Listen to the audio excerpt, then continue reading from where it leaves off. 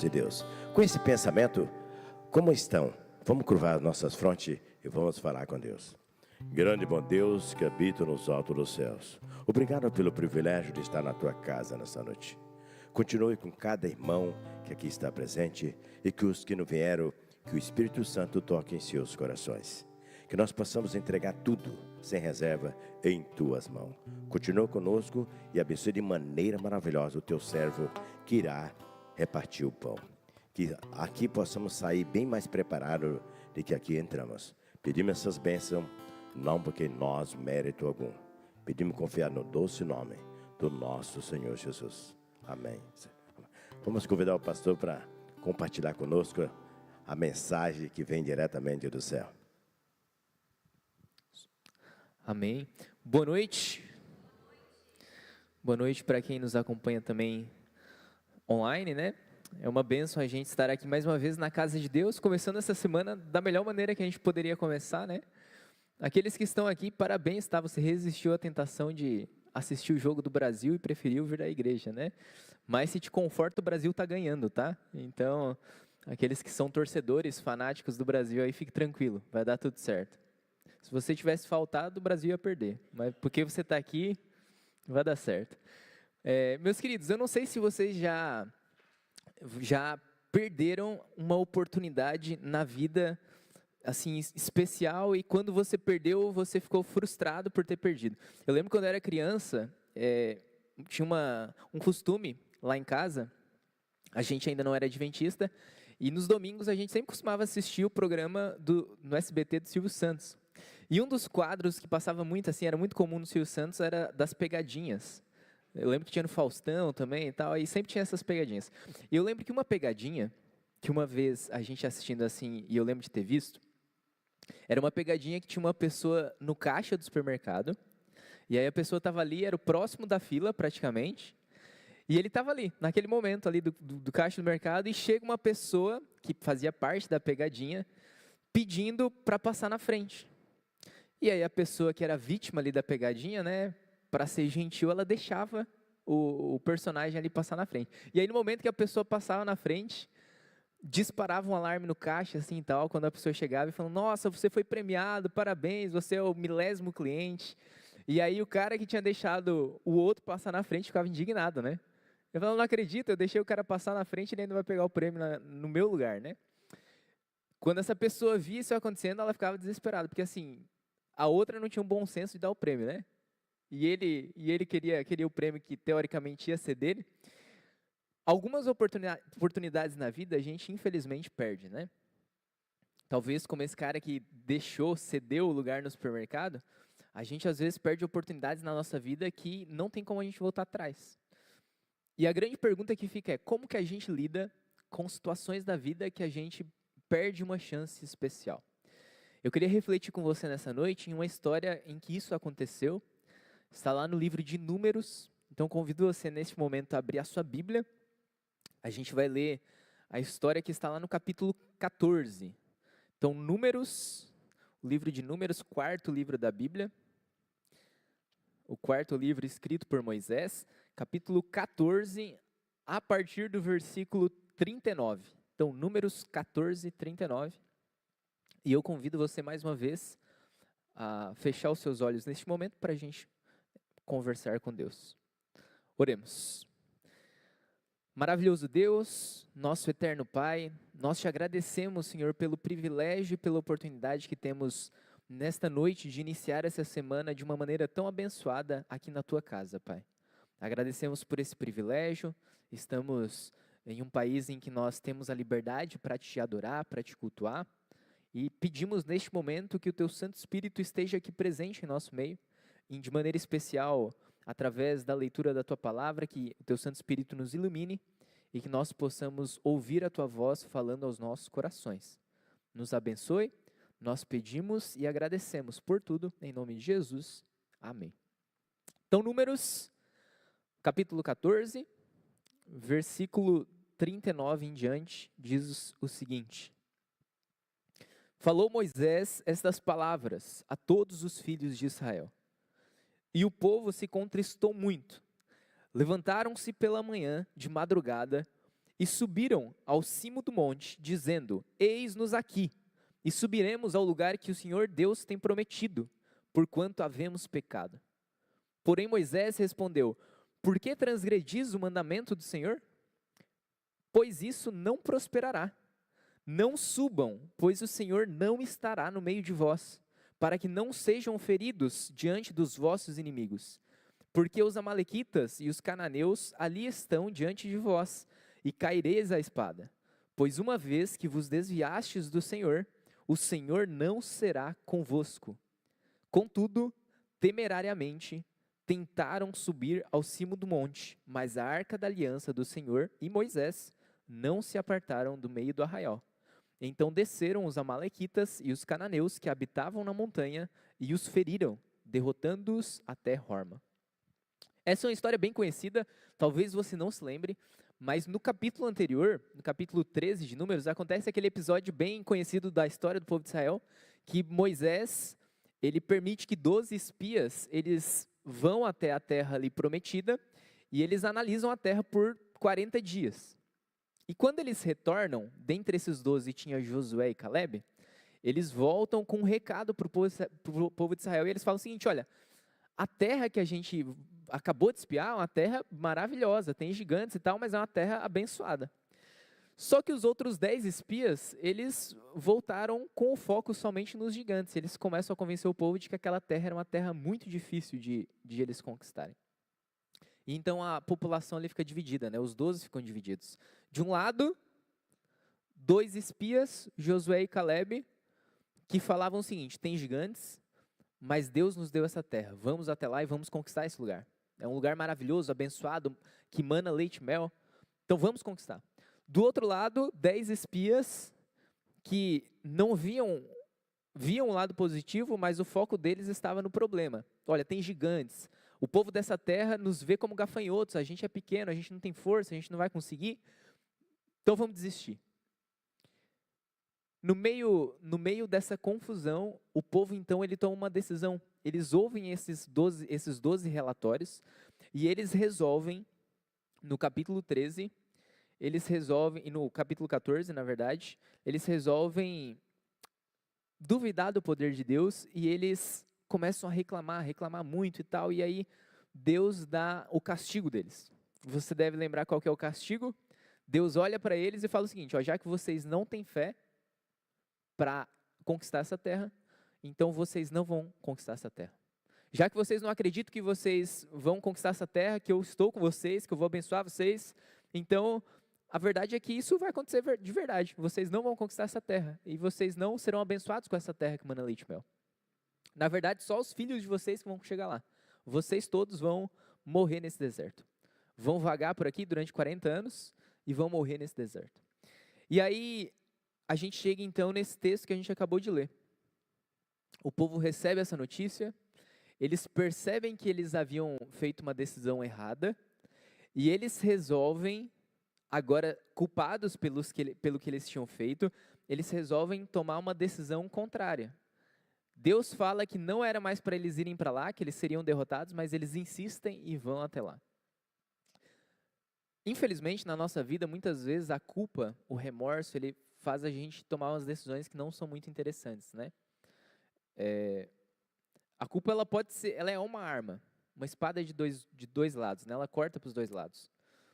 Só que quando você não cuida com o sentimento da culpa, o que pode acontecer muitas vezes na sua vida é que você vai tomar uma decisão precipitada tentando consertar as coisas.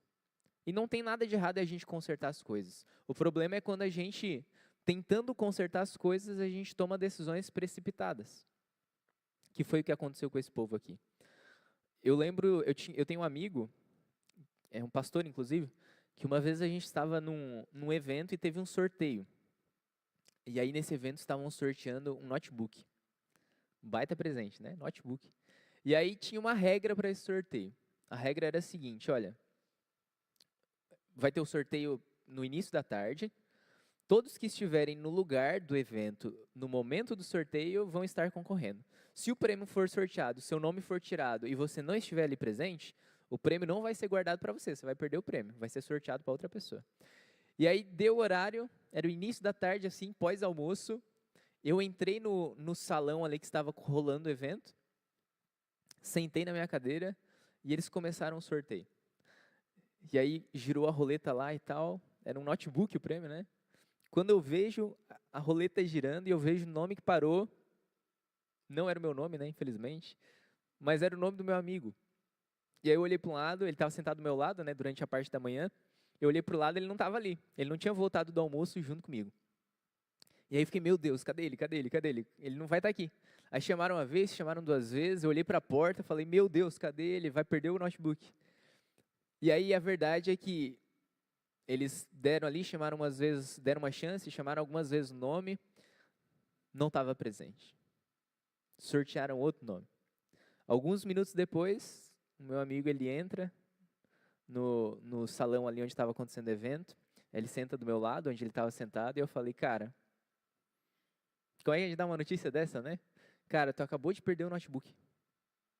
Tu perdeu uma baita, tu acabou de perder o notebook. Ele não acreditou, ele falou, não, tá zoando, é brincadeira. Eu falei, não, é verdade, tu perdeu o notebook. Aí ele não acreditou, eu tive que falar umas 3 vezes, aí depois outras pessoas que estavam ali perto falaram, não, é verdade, teu nome foi sorteado, tu perdeu o notebook. E ele ficou muito decepcionado. Detalhe, de manhã, na parte da manhã, antes do sorteio, ele tinha comentado comigo que ele precisava muito de notebook, porque a esposa dele era professora e ela estava precisando de notebook novo. Às vezes a gente perde uma oportunidade e o sentimento que bate na gente é um sentimento de remorso, de arrependimento. Poxa, por que eu não estava lá? Por que eu não voltei a tempo, né? Por que eu não fiz daquele jeito? Por que quando a pessoa falou aquilo para mim, eu não falei aquilo? Por exemplo, eu sou um campeão de ganhar discussões depois que elas acontecem, né? Que aí a pessoa vai lá, acontece uma cena, uma situação, e aí depois de 2 horas, quando eu paro para pensar, a cabeça refresca, eu penso, nossa, eu podia ter falado isso aqui, né? Talvez já tenha acontecido contigo. Você passou por uma situação meio estranha, meio constrangedora, várias vezes o irmão está fazendo ali. Às vezes você passou por uma situação delicada, e aí você não tinha as palavras certas, mas depois de um tempo, você parou para pensar e veio aquela ideia maravilhosa, né? Nossa, podia ter falado isso aqui. Podia ter explicado desse jeito, podia ter tomado essa atitude, podia ter feito dessa maneira. E às vezes a gente não faz, a verdade é que a gente não faz. E o que acontece é que bate aquele sentimento de remorso. Mas o que a palavra de Deus diz para nós nessa noite é algo um tanto quanto simples, mas que é difícil de praticar. Quando o sentimento de culpa ou de remorso, ele entra em nós e ele não produz em nós arrependimento, como foi o caso dessa história aqui, nós normalmente tomamos decisões precipitadas. Quando esse povo percebeu que eles tinham feito a escolha errada, olha, a gente não teve fé, faltou fé na gente, ao invés de pedirem perdão a Deus, se arrependerem e buscarem melhorar nesse quesito, o que eles tentaram fazer é correr atrás do ganho que eles tinham perdido, do prêmio que eles tinham perdido. E aí nessa tentativa de correr atrás do que eles tinham perdido, eles focaram mais no prêmio do que no Deus que poderia dar esse prêmio. Eles focaram mais na possível vitória, na terra prometida, do que no Deus que poderia prometer inúmeras coisas a mais. Infelizmente, quando a gente não se arrepende daquilo que a gente fez de errado, quando a gente não entende que a gente errou, o que vai acontecer na minha e na sua vida é que a gente vai, infelizmente, tomar algumas decisões precipitadas. Por isso, se você, em algum momento da sua vida, se deparar com uma situação que você perdeu uma oportunidade, que você entendeu que Deus pediu algo para você e você talvez tenha desapontado a Deus, não feito aquilo que Ele pediu, talvez tenha te faltado fé, talvez tenha te faltado coragem para tomar aquela decisão, e você percebeu que você errou, não tente simplesmente consertar as coisas. Porque talvez nesse meio tempo a vontade de Deus para a sua vida ela já tenha mudado, como aconteceu nessa situação. A ordem de Deus ela já tenha mudado. Quando você perceber que você errou, que faltou fé, que faltou decisão, que faltou coragem, se ajoelhe, entregue suas vidas na mão de Deus, peça perdão e reconheça que daqui para frente você precisa estar atento ao que Deus vai falar. Porque pode ser que agora a mensagem de Deus para você seja outra mensagem. O grande problema é que eles ouviram uma mensagem no passado, olha, vá até a terra e conquiste a terra. E aí quando a mensagem de Deus mudou, eles não estavam atentos à palavra de Deus, ao que Moisés tinha falado. Então, meu querido, minha querida, cuide. Se alguma vez você falhou com Deus, e provavelmente você falhou, e se você não falhou ainda, você vai falhar em algum momento, infelizmente, todos nós somos falhos, saiba reconhecer que você está errado, peça perdão para Deus, se ajoelhe, seja humilde, e entenda que Deus ele quer falar com você e quer te orientar na sua vida, quer estar ao seu lado, Ele quer te ajudar. Deus é alguém que deseja estar próximo da gente em todos os momentos da nossa vida. Eu já errei muitas vezes, né? E tenho certeza que você errou muitas vezes também. Mas é nesses momentos de erro que a gente tem que parar a nossa vida e falar assim, Deus, por favor, me ajude a continuar a partir daqui. O que eu tenho que fazer? Qual que é a tua vontade para a minha vida? O que o Senhor espera de mim a partir de agora? O que eu tenho que fazer? Confie em Deus, espere nele e peça ajuda dele, né? Mas essa história não acaba por ali. Primeiro ponto, a culpa ela pode te jogar para baixo. Mas essa história não continua, se a gente vai lá para o final do capítulo, né, que a gente já leu, ali nos versos 43, 44, a Bíblia fala que Moisés ele ordena para o povo que eles não subam, porque Deus não estaria no meio deles. Não sejam, para que vocês não sejam feridos pelos vossos inimigos e tal. E aí o verso 44, olha que interessante, fala que a arca da aliança de Deus e o Moisés, eles não foram junto com o povo. Ao mesmo tempo que a culpa, ela pode, sem o arrependimento verdadeiro, sem o perdão, ela pode te colocar em uma péssima situação, quando nós tentamos reparar, quando nós tentamos nos salvar com as nossas próprias mãos, o que acontece é que a gente não tem vitória. Ao mesmo tempo que a culpa, sem perdão, sem arrependimento, ela é uma espada contra você mesmo, as obras sem a presença de Deus, sem a bênção de Deus, elas podem ser também uma armadilha para nós mesmos. Eu lembro, não sei se eu contei no último sermão, sábado retrasado aqui, eu contei a história de quando meu carro atolou. Quem estava aqui no culto? Contei, né? Eu contei essa história? Não lembro se eu contei. Se eu não contei? Eu contei essa história na lição do sábado passado, desse sábado agora, também ali na igreja central. Mas eu lembro que quando eu atolei meu carro, eu fiquei ali com o carro preso e tal, não sabia o que fazer, e aí tentei desatolar sozinho e não deu certo. Quem atolou o carro já sabe que isso acontece, né? Nunca atolei o carro na areia, graças a Deus, né? Só na lama. Se bem que na areia eu acho que é melhor, né? Porque pelo menos não suja o carro. No dia que eu atolei meu carro, meu pai tinha acabado de lavar meu carro, sabia? Ele tinha lavado o dele, aí foi lavar o meu também, eu saí para passear, atolei meu carro, sujei tudo de lama. Cheguei em casa assim com a cara de... Sabe aquele cachorrinho assim quando faz um negócio errado com a cara de... Acontece, a gente se suja, a gente comete erros, a gente comete falhas. Só que quando a gente tenta se salvar com as nossas próprias obras, sem a presença de Deus nos acompanhando, o resultado ele é inevitável. Vai dar ruim. O povo aqui, eles tentaram, pelas suas próprias forças agora, sem a arca da aliança, ou seja, sem a presença de Deus e sem a presença de Moisés, o enviado de Deus, eles subiram a montanha, imagina a cena, eles subiram a montanha, e aí eles ali, diante de dois povos inimigos, eles tentam derrotar esses povos. E aí a Bíblia deixa muito claro que, no último verso do capítulo 14, que então desceram os amalequitas e os cananeus, que habitavam naquela montanha, e feriram o povo de Israel e derrotaram o povo de Israel. Talvez o mais difícil da nossa vida é a gente perceber que, apesar de Deus ser um ser imutável, às vezes, por conta dos nossos fracassos e dos nossos erros, a ordem de Deus para a nossa vida, ela vai mudar. A ordem inicial de Deus é: subam, conquistem essa cidade. Mas depois a ordem de Deus foi: não subam, vocês vão perder. Às vezes Deus pede uma coisa para a gente, porque a presença dele na nossa vida vai nos ajudar a conquistar, a cumprir esse objetivo. Só que a partir do momento que a gente não faz, a gente não cumpre, a gente não obedece, e a gente tenta obedecer a Deus sem a bênção da presença dele, o que acontece na nossa vida é que o resultado é inevitável, a gente vai ser derrotado. Eu tinha um professor na faculdade que ele falava, uma vez dando uma aula sobre o pecado, ele falou uma frase que eu guardo até hoje, talvez você vai ouvir, vai ser meio estranho, mas vai fazer sentido na sua cabeça, que ele falou o seguinte: olha, a nossa luta como cristãos não é uma luta contra o pecado. A gente não deve ficar batalhando contra o pecado. A nossa luta como cristãos é para a gente se aproximar de Jesus. as nossas forças, as nossas fichas, as nossas energias, elas não devem ser depositadas na luta simplesmente contra o pecado, mas na nossa aproximação de Cristo, porque quando a gente se aproxima de Cristo, aí que a gente tem força para vencer os nossos pecados. Você pode tentar derrotar os seus pecados sozinhos, você vai falhar.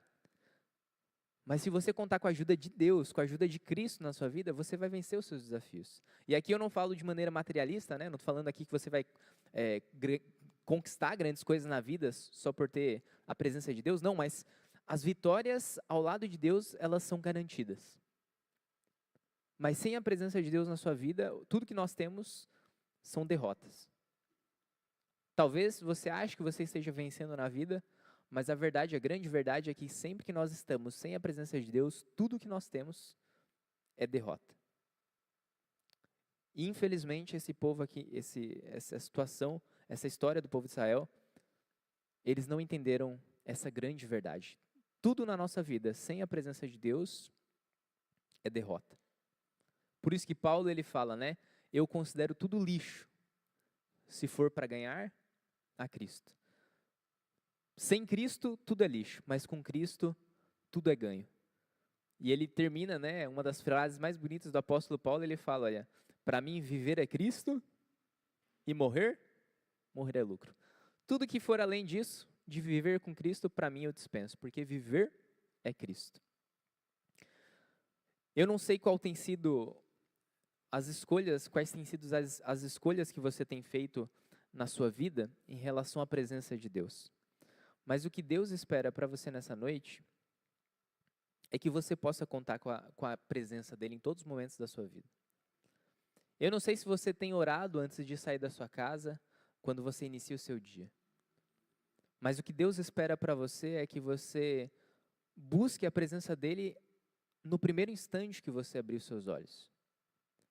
Eu não sei se quando você enfrenta um desafio na sua escola, na sua faculdade, no seu trabalho, se o seu primeiro pensamento é falar com Deus e pensar assim, Deus, me ajuda, o que eu tenho que fazer?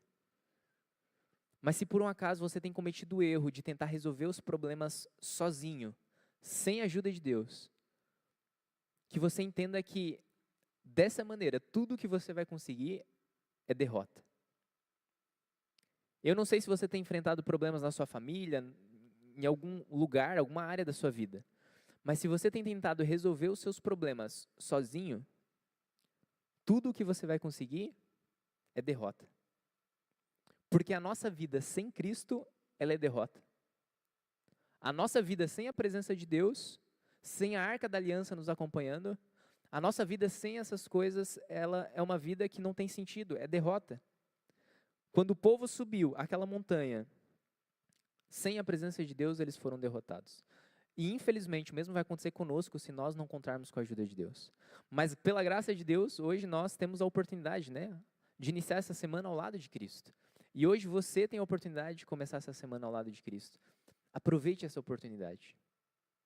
Talvez você não tenha muitas, né? A gente não sabe como é que vai ser o desfecho da nossa vida e nós nunca sabemos quando que a nossa vida vai ter um fim. Todo dia que nós temos a oportunidade de começar o dia na presença de Cristo, isso é uma bênção, uma oportunidade que nós temos. Que Deus ele possa te acompanhar em todos os momentos da sua vida, mas que ao iniciar essa semana você possa reconhecer que se você tem tentado sozinho vencer a sua vida, os seus desafios, a partir de hoje que você faça o compromisso de contar com a presença de Deus, de Cristo na sua vida em todos os momentos da sua vida.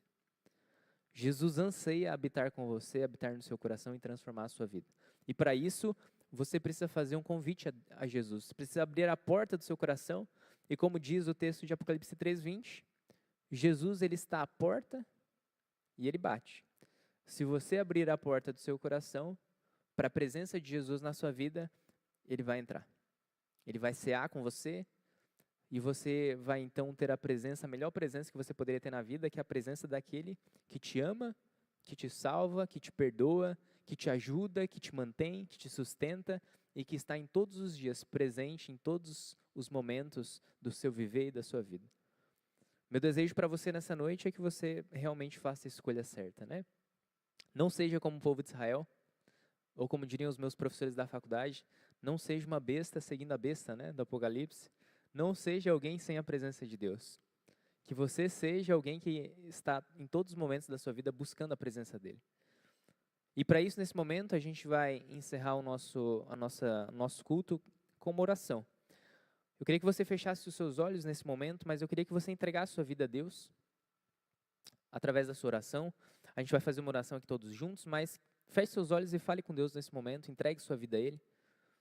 Deposite nas mãos de Deus aquelas áreas da sua vida que talvez você sabe que tem tentado resolver sozinho, sem a ajuda dEle. Fale com Deus nesse momento e peça ajuda dEle para que você possa vencer os obstáculos da sua vida. Querido Deus, Senhor, nós somos gratos a Ti porque em meio a tantos problemas que nós enfrentamos no dia a dia, nós temos a plena certeza de que o Senhor está presente ao nosso lado, Pai. Infelizmente, às vezes nós tropeçamos, nós caímos, nós falhamos, nós cometemos pecados que não Te agradam, e às vezes nós cometemos o maior erro da nossa vida, que é deixar a Tua presença de lado para tentarmos resolver os problemas da nossa vida sozinhos. E se existe um erro que acaba com a nossa vida e nos traz somente derrota, com certeza esse erro é o erro de deixar a Tua presença de lado, Pai. Mas nós, nessa noite, queremos pedir que o Teu Santo Espírito esteja presente na nossa vida, que Ele transforme o nosso coração e que Jesus possa habitar no nosso coração todos os dias da nossa vida. Senhor, que o Senhor abençoe a nossa semana que está iniciando agora. Nós pedimos a Tua presença em cada atividade que nós faremos, nos nossos trabalhos, nas nossas famílias. E nós pedimos, acima de tudo, a Tua presença nas nossas decisões. Que o Senhor possa iluminar a nossa mente, que nós possamos ter os nossos olhos abertos para a Tua vontade. E que, diferente do povo de Israel, nesse episódio que nós estudamos nessa noite, que nós possamos contar com a Tua presença todos os dias da nossa vida, Pai. Por favor, Deus, perdoe os nossos pecados e não nos deixe cometer a tragédia, o erro de nós seguirmos a nossa vida sem termos a Tua presença ao nosso lado, Pai. Que possamos todos os dias Te buscar, que possamos todos os dias ler a Tua palavra, possamos todos os dias orar para Te invocar e ter na nossa vida a Tua presença como o nosso guia e como o nosso maior prazer. Por favor, Deus, nós pedimos essas bênçãos, pedimos a Tua companhia para essa semana e nós fazemos tudo isso. Não porque tenhamos mérito de alguma coisa na nossa vida, mas nós pedimos isso no nome de Jesus. Amém. Que Deus te abençoe, meu querido, e que você possa ter uma semana abençoada com a presença de Deus.